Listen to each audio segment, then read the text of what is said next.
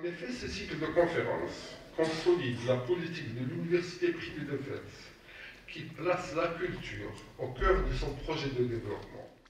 Dans le cadre des cycles de conférences de l'Université privée de Fès, nous organisons aujourd'hui une conférence fort intéressante qui porte sur le code de la famille au niveau du Maroc. Notre université elle est engagée bien sûr dans l'animation culturelle au niveau de la ville.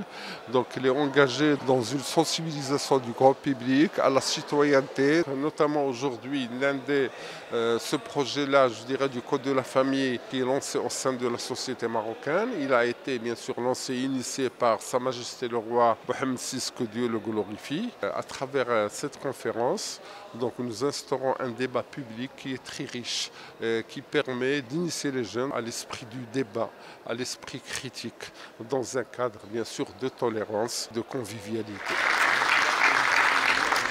Aujourd'hui, c'est une occasion très importante pour partager avec les jeunes, notamment de l'université privée de Fès, l'évolution que connaît actuellement les dispositions du Code de la famille. Il va falloir retracer l'histoire avant 1956, c'est-à-dire avant l'indépendance.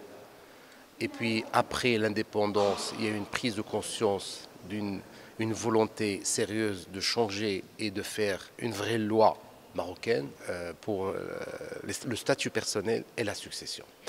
Et puis après, on s'est rendu compte qu'il fallait changer parce qu'il y a un changement énorme que connaît le Maroc et donc il a fallu adapter le contexte législatif au contexte social et sociétal. Alors après 20 ans, il était nécessaire de revoir et de faire un relifting de ce code de la famille. Ça veut dire toutes les dispositions qui sont relatives à la famille, à l'héritage, au mariage, au divorce, à la filiation. Néanmoins, on a constaté qu'il y a beaucoup de difficultés à appliquer certaines dispositions telles que le législateur les voulait, avec l'intention du législateur de faire et de réaliser des choses, notamment en ce qui concerne les droits de la femme, les droits des enfants, mais sans pour autant, bien entendu, négliger les droits de l'homme. Mais tout ça, c'est pour faire un seul équilibre au sein d'une entité, d'une cellule qui s'appelle la famille. À travers cette conférence, qui est animée par le professeur Mohamed Jamal Matsour, l'Institut des sciences politiques et juridiques de l'Université privée de Fès réaffirme encore une fois qu'il est un espace de réflexion, de débat et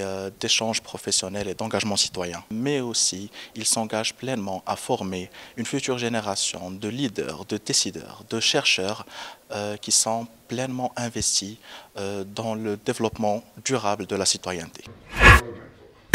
Professeur universitaire, spécialisé en droit des